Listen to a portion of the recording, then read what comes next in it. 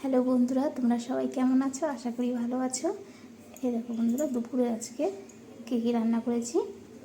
এখানে আছে কাঁঠালের যে বীজ আছে সেই বীজ ভাজা, এই দেখো বন্ধুরা। তারপরে আছে এই দেখো কচুরলতি ভাজা। এখানে আছে ডাল দিয়ে পাট শাক ভাজা, ডাল। এটা আছে 5 মিশালি সবজি দিয়ে একটা শুকনো শুকনো করে নিরামিষ। এই দেখো বন্ধুরা, বাদামি চালের ভাত, সাদা চালের ভাত। বন্ধুরা, এই ভিডিওটা কেমন লাগলো অবশ্যই আমার চ্যানেলে কমেন্ট করে বলবে, আর লাইক শেয়ার করতে একদমই ভুলবে না।